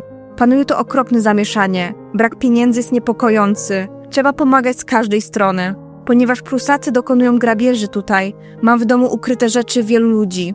Nawet leżąc w łóżku musiałam przyjmować gości w swoim pokoju, ponieważ były sprawy do załatwienia i pytania, które musiały być skierowane bezpośrednio do mnie. A potem nasi biedni ranni, żony i matki błagające, bym zaciągnęła informacji o ich mężach i dzieciach. To sytuacja zbyt straszna, by ją opisywać. Z Anglii zaczęły przybywać pierwsze transporty z bielizną, bandażami i pieniędzmi, ale cały czas to było za mało. W mieście szerzyły się epidemie, swoje żniwo zabierała ospa oraz cholera. Koniec końców Austria przegrała i wkrótce zakończyła się wojna. Traktat pokojowy podpisano 23 sierpnia. Prawdopodobnie tylko przez Alicję, która była siostrą księżnej koronnej Prus. Wielkie księstwo Hesji i Renu zachowało suwerenność. Musieli jednak oddać trochę ziem i zapłacić wysokie reparacje. W państwie nie było pieniędzy. Posag Alicji już dawno się skończył, a roczna pensja zaspokajała tylko najpotrzebniejsze sprawy rodzinne. Księżna Alicja zaczęła więc coraz częściej błagać matkę o pomoc finansową, co szczerze denerwowało królową. Nie potrafiła zrozumieć, w jak patowej sytuacji znalazła się jej córka. Alicja po wojnie znowu zaczęła skarżyć się na zdrowie. Cały czas czegoś się obawiała, drżała z niepokoju. Miała bóle reumatyczne, głowy i oczu. Miała napady nerwobóli i potrafiła przeleżeć w łóżku cały dzień, bo nie mogła patrzeć normalnie. O tym nie mówiła matce, jedynie mąż wiedział, że jego żona cierpi. Pomiędzy 1866 a 1871 Alicja znacznie poszerzyła swoje pole pomocy. Do tej pory głównie zajmowała się kobietami w połogu, niewidomymi, biednymi i żołnierzami. Jednak postanowiła także zająć się osobami chorymi psychicznie i niepełnosprawnymi umysłowo. Miała ambitne plany, aby stworzyć opiekę psychiatryczną w księstwie. Druga rzecz, nad którą pracowała, to poszerzenie swoich kompetencji. Nie chciała tylko przewodniczyć fundacjom i tylko co jakiś czas wizytować chorych. Chciała realnie pracować. Otworzyła Związek Kobiet Heskich, który otwarty był dla wszystkich kobiet, które chciały przeszkolić się w pielęgniarstwie i być gotowe pomagać. Na początku 1867 związek podzielił się na doświadczone pielęgniarki oraz te, które chciały dopiero zacząć pomagać. Stowarzyszenie pokrywało koszty 4- lub 5-miesięcznego szkolenia. Do 1870 roku stowarzyszenie liczyło około 2,5 tysiąca członków. Drugim stowarzyszeniem, które stworzyła Alicja, było Stowarzyszenie na rzecz promocji przemysłu kobiecego. W ramach stowarzyszenia kobiety sprzedawały po normalnych cenach rękodzieła na bazarze. W późniejszym czasie stworzono kolejne stowarzyszenie do spraw edukacji dziewcząt. Otworzono szkoły, organizowano wykłady oraz praktyczne kursy, np. robótek ręcznych. Największym osiągnięciem Alicji było otworzenie szpitala. Najpierw w 1871 roku był to szpital koszarowy na potrzeby wojska. Z czasem stał się ogólnodostępną placówką medyczną z nowoczesnymi salami chirurgicznymi oraz poradniami lekarskimi. Na początku istnienia szpitala było dostępnych 120 łóżek, ale w późniejszym czasie rozrosło się do ponad 400 łóżek z dodatkowymi oddziałami. Alicja dla swojego szpitala, ale nie tylko, starała się głównie sprowadzać lekarzy z Wielkiej Brytanii, którzy byli najlepsi w swoich dziedzinach. W trakcie organizowania szpitala zwróciła się o pomoc do Florence Nightingale. Choć miała już pewne doświadczenie, podczas wojny prusko-austriackiej, korzystając z porad Florence, zorganizowała prowizoryczne punkty pomocy medycznej. Wciąż uważała, że brakuje jej profesjonalnej wiedzy, była niepewna i nieustannie prosiła o wskazówki. Nightingale jednak twierdziła, że Alicja już w pełni opanowała sztukę pielęgniarstwa. Wasza królewska wysokość jest tak doświadczona we wszystkich sztukach pielęgniarstwa i tak dobrze rozumie, jak założyć i promować instytucje, że mój najszczerszy szacunek będzie polegać na tym, aby rozmawiać z nią, jakby była ekspertem. Choć szpital niewątpliwie był jej najważniejszym dziełem, który notabene do dziś funkcjonuje w mieście, Alicja otwierała także inne ośrodki pomocy. W latach 70. XIX wieku udało jej się otworzyć ośrodek dla sierot, który zajmował się szukaniem nowych rodzin dla dzieci. 26 lipca 1870 roku Ludwik wyruszył na kolejną wojnę francusko-pruską, zostawiając dzieci i żonę w kolejnej ciąży. Pożegnałam się z kochanym Ludwikiem późnym wieczorem, na szosie poza wioską, w której był zakwaterowany na noc. Patrzyliśmy na siebie, dopóki nie zniknęliśmy sobie z oczu. Niech Wszechmogący czuwa nad jego cennym życiem i bezpiecznie przyprowadzi go z powrotem. W czasie wojny, jak sama wyznała w listach, nie miała na nic czasu. Zazwyczaj dla siebie i dzieci miała zaledwie 2 godziny wolnego. 7 października 1870 roku urodziła drugiego syna, Fryderyka. Świąteczny czas rodzina spędziła bez męża. Alicja głównie odwiedzała szpitale, dawała rannym prezenty oraz stroiła choinki w pokojach. Właśnie wtedy zaczął się pierwszy kryzys w ich małżeństwie. Alicja denerwowała się na męża, który mniej się angażował. Dla niego łatwo było napisać, że nie spotkają się przez wiele miesięcy, a dla niej ta informacja rozrywała serce. Choćby przez sam fakt, że ich synek będzie wychowywać się bez poznania ojca. Ale czy Ludwik faktycznie był takim lekkoduchem? No też nie. Tęsknił za rodziną, ale nie mógł wrócić z powodu tego, że Hesja, będąc już de facto pod pruskim butem, zobowiązana była dostarczyć wojska w trakcie wojny. Bardzo chciałbym pewnego dnia do ciebie wpaść, móc cię przytulić, chociaż na 1 dzień i pocałować. Może nawet przy innych ludziach, czego zazwyczaj nie lubię robić. Wydaje mi się to takie dziwne, że czasami tak gwałtownie się kłóciliśmy. Zupełnie o tym zapomniałem i znów zapomnę, bo myślę tylko o tych wszystkich czułych i kochających słowach, które mi mówiłaś, a za które obawiam się, tak słabo ci się odwdzięczyłem. Na przełomie lipca i sierpnia z rodziną w komplecie wyjechała na wymarzony odpoczynek. Spędzali czas w belgijskim kurorcie morskim. Dzieci bawiły się z innymi dziećmi w piaskownicy. Rodzice zaś głównie zażywali kąpieli i relaksowali się przed wrześniem, kiedy mieli przyjechać do Wielkiej Brytanii. W Anglii spotkali chorującą królową, która miała zapalenie gardła, ropień na ramieniu i reumatoidalne zapalenie stawów. Wiktoria bardzo lubiła swoje wnuki, bardzo ją rozweselały. Po 2 tygodniach choroby królowa po raz pierwszy była w stanie wstać o własnych siłach. Wtedy też Alicja miała nieprzyjemną wymianę zdań z matką. Próbowała przekonać Wiktorię, aby zaczęła brać udział w publicznych uroczystościach. W mało wyważonych słowach powiedziała, że okres żałoby po Albercie już się dawno skończył i trzeba zacząć normalnie żyć. Po chorobie matki księżna wyjechała w dalszą podróż do brata. Tam główną rozrywką były największe w Anglii polowania. Gdy mieli już wyjeżdżać, nagle Bertie zachorował. Alicja została z bratem, a Ludwik z dziećmi wrócił do Niemiec. Po postawieniu diagnozy przez lekarzy, Alicja była przerażona. Jej ukochany brat był chory na dór brzuszny, który zabrał 10 lat temu ich ojca. Postanowiła się nim opiekować. Jego żona była całkowicie nieświadoma tej paskudnej choroby. Nie wiedziała, że to coś groźnego. Nie miała nawet wyobrażenia, jak zajmować się poważnie chorą osobą. Aleksandra była bardzo wdzięczna szwagierce za całą pomoc. Ich przyjaźń z każdym dniem rosła, ale nie wszyscy byli tak pozytywnie nastawieni. Dama dworu uważała, że Alicja robi wszystko na pokaz, nie jest szczera w tej pomocy, a przede wszystkim zbiera wszystkie laury, które powinny należeć do żony księcia. Jako siostra powinna być w cieniu swojej bratowej. Ostatecznie doświadczona Alicja uratowała życie swojemu bratu. Zauważyła, że jego lekarz źle go leczy i posłała po innego, który zajął się Bertim odpowiednio. Na moment wszyscy wstrzymali oddech. Była realna szansa straty księcia, ale dzięki dobrej opiece medycznej doszedł do siebie. I 14 grudnia 1871 roku lekarz powiedział, że minęło najgorsze. Lata 70. XIX wieku były dla księżnej bardzo traumatyczne.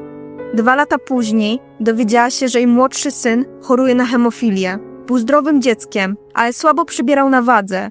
Nikt jednak nie przypuszczał, że może być tak poważnie chory. W lutym zrobiła mu się rana na uchu, której nie można było zatamować. Biedny Fritti nieustannie krwawi z drobnego skaleczenia na uchu, które było już prawie zagojone. Od wczorajszego wieczoru nie możemy tego zatrzymać. Zastosowano wszystkie zwykłe środki, ale jak dotąd bezskutecznie. Właśnie teraz miejsce to zostało ponownie przypalone środkiem żrącym i mocno zabandażowane.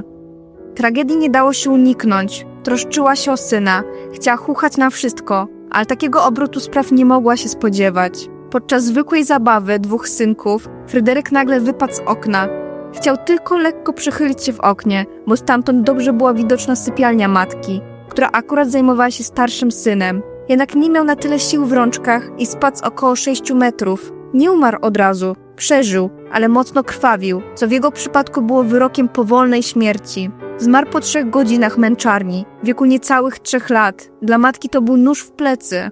Cieszę się, że masz ten mały, kolorowy obrazek mojego ukochanego synka. Czuję się bardziej przybita i smutna niż kiedykolwiek wcześniej. Ciągle czuję jego obecność, jakby był tuż obok mnie. Noszę jego bezcenny obraz w sercu, wszędzie, dokądkolwiek idę. I to nigdy nie zgaśnie, nigdy nie umrze. Jedyny syn po utracie ulubionego kompana zabaw pogrążył się w okropnej melancholii, z którą nie potrafił sobie poradzić. Czasem mówił, że chciałby, żeby wszyscy umarli w tym samym czasie, bo to musiało być straszne umierać w samotności. Ale jeszcze gorsze było cierpienie za życia. Chodził z matką do mauzoleum, w którym jego brat został pochowany. Dawał mu własnej roboty wieńce, kwiaty i wspominał kochanego braciszka. Dużo płakał i myślał, cały czas o śmierci i stracie. Choć miał dopiero 5 lat, gdy to wszystko się wydarzyło. Po ponad roku od śmierci Fryderyka, Ernest dalej rozpaczał. Czasem jego słowa były tak niepokojące, że mogły mrozić krew w żyłach. Ernie wybuchnął płaczem i powiedział: nie możesz umrzeć sama. Nie lubię, gdy ludzie umierają sami. Musimy umrzeć wszyscy razem. Prawie dokładnie rok po śmierci Fryderyka, Alicja ostatni raz urodziła kolejne dziecko, dziewczynkę, którą nazwała Maria. Poród był trudny i po prostu smutny dla Alicji, dlatego że nowonarodzone dziecko urodziło się podobnego dnia, w którym tragicznie zmarł jej syn. Dla cierpiącego Ernesta nowa siostra wypełniła pewną lukę. Bardzo ją kochał i tylko ona dawała mu jakieś poczucie chwilowego szczęścia. Po śmierci syna Alicja całkowicie oddała swe życie, aby pomagać innym i wychowywać swe dzieci. Tylko te 2 rzeczy sprawiały, że jeszcze chciała żyć. Pracowała tyle, ile tylko człowiek mógł wytrzymać fizycznie. Wszędzie było jej pełno. Każdy, kto przyszedł do niej o pomoc, otrzymywał ją. O mężu praktycznie zapomniała. W listach do matki praktycznie o nim nie wspomina. Czasem, gdy wymieniała z mężem listy, wiecznie była na niego zła. Za to, że nie potrafił zaangażować się emocjonalnie, że jego listy nie miały żadnych uczuć. Piszesz tak słodko o dawnych czasach, kiedy poznaliśmy się po raz pierwszy, ale nie możesz się oszukiwać i myśleć, że inne małe romanse były główną przyczyną dość rozczarowującego życia. Prawdziwym powodem było to, że ja ze swojej strony oczekiwałam zbyt wiele lub po prostu oczekiwałam czegoś innego od mojego męża. Nigdy nie brakowało miłości, tylko z czasem rozczarowanie stało się trudne do zniesienia. W Darmstadcie jej praca społeczna praktycznie dobiegła końca. Zrobiła co mogła, a jej stowarzyszenia niosły pomoc dalej. W głównej mierze skierowała się wtedy na rodzinną Anglię. Gdy jeździła do Londynu, odwiedzała slumsy, aby zobaczyć, w czym może pomóc tamtejszym ludziom. Bez żadnej bariery pomiędzy biedakami a nią brała udział w mszach odbywających się w slumsach, które zrzeszały okoliczną ludność. 13 czerwca 1877 los znowu ściągnął ją do Hesji. Po śmierci wuja Ludwika została wielką księżną Hesji i Renu. Nie pełniła długo tej roli, trochę ponad rok. 5 listopada 1878 roku najstarszą córkę zaczął boleć kark. Na początku Alicja zbagatelizowała to, myśląc, że to tylko świnka. Kolejnego dnia zdiagnozowano błonnicę, która miała charakter wysoce zaraźliwy. Księżna bardzo bała się tej choroby. Wiedziała, że jest ona prawie zawsze śmiertelna, a dzieci praktycznie nie będą mieć szans na wyzdrowienie.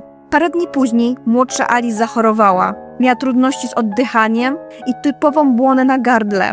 Alicja szybko poprosiła służbę, aby ta kupiła inhalator parowy oraz zawołała po lekarza. Odizolowała chore córki od innych dzieci, które rozmieszczone były na innym piętrze. Kolejnego dnia kolejna córka była chora, tym razem najmłodsza z rodzeństwa.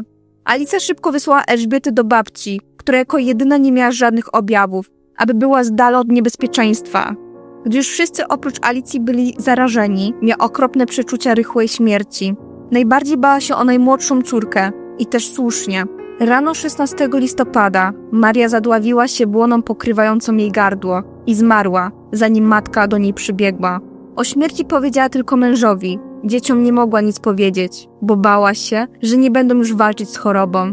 3 dni później myślała, że Ernie też umrze. W nocy zaczął się dusić. Rankiem pojawiły się nowe błony na gardle. Na szczęście 22 listopada minęło najgorsze niebezpieczeństwo, a synek miał tyle sił, że chciał podarować siostrze książeczkę, nie wiedząc, że Maria jest już w zaświatach.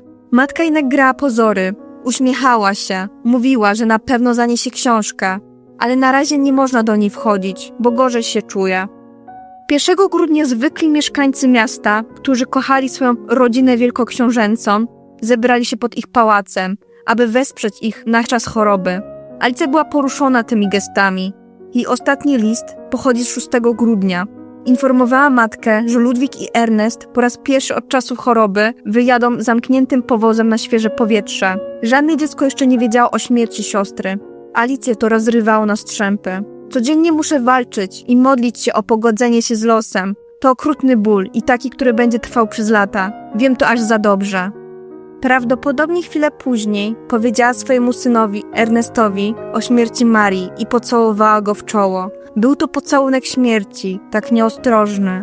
Dobrze wiedziała, jak ta choroba się roznosi, ale serce matki nie pozwoliło przyjść obojętnie na widok syna, który nie potrafił powstrzymać płaczu. Co ciekawe, według plotkarskich relacji z gazet warszawskich, Alicja miała pocałować swego męża i tak zarazić się chorobą. Zmarła 14 grudnia, w wieku 35 lat. Rano szeptała, że minęło dokładnie 4 tygodnie od śmierci Marii, a jej ostatnimi słowami były: drogi papo, po których straciła przytomność. Zmarła parę godzin później, dokładnie w 17. rocznicę śmierci swojego ukochanego ojca, co dla królowej Wiktorii było prawie mistycznym i bardzo ponurym zbiegiem okoliczności. W swym dzienniku tego dnia zapisała, że ten straszny dzień powrócił. W liście do córki Wiki, ukochanej siostry Alicji, z rozżaleniem zauważa, że odeszło. Moje drogie dziecko, które stało przy mnie i podtrzymywało mnie 17 lat temu, tego samego dnia, przez tak straszną i przerażającą chorobę. Poruszona stratą siostry, odpisała w liście: kochana Alice, czy ona naprawdę odeszła? Tak dobra i droga, czarująca i śliczna, tak potrzebna mężowi i dzieciom, tak powszechnie kochana, tak bardzo podziwiana. Nie mogę tego pojąć. To zbyt okropne, zbyt okrutne, zbyt straszne.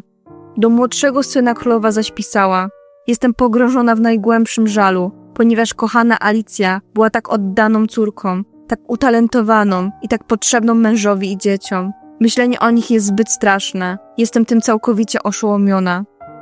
Na wieść o jej śmierci jej bratowa księżna Walii, Aleksandra, krzyczała, że to ona powinna była umrzeć, a nie ta niewinna i najczulsza dusza. Przez całe życie w swym biurze miała portret Alicji. Bertie zresztą po latach otworzył się na traumatyczne przeżycia i wyznał, że odczuwał wielką pustkę i stratę za siostrą, którą najbardziej kochał. Pochowana została 18 grudnia w parku połączonym z mauzoleum. Wiki pomimo chęci nie mogła wziąć udziału w pogrzebie przez ryzyko zarażenia. Jej sarkofag został zwieńczony poruszającą rzeźbą, przedstawiającą Alicję tulącą zmarłą wcześniej córkę, Marię. Obie pogrążone są w głębokim śnie. W rodzinie królewskiej wiele dziewcząt nazywane było Alicją, aby przynajmniej w taki sposób upamiętnić dobrą córkę królowej Wiktorii. Jedną z nich była córka Leopolda, najmłodszego brata Alicji, który również zmarł przedwcześnie, 6 lat po siostrze. Warto jeszcze wspomnieć o jej dzieciach, które zostały przygarnięte i wychowane przez królową Wiktorię, która sama przyznała, że jej obowiązkiem było przyjęcie obowiązków ich matki. Zresztą były to jej ulubione wnuczęta, które traktowała jak swoje własne dzieci. Najstarsza córka Alicji została prababcią dzisiejszego króla Wielkiej Brytanii, Karola III.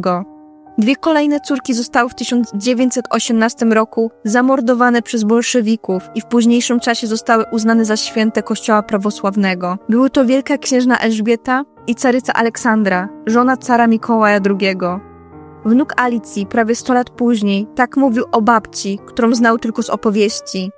Wychowano mnie na opowieściach o mojej babci, Alicji, nie tylko przez moją matkę, ale także przez jej siostry i brata. Od czasu do czasu również przez dalekie wspomnienia moich praciotek i prawujków. Wszyscy zgodnie uznawali ją za najbardziej niezwykłą z dzieci królowej Wiktorii.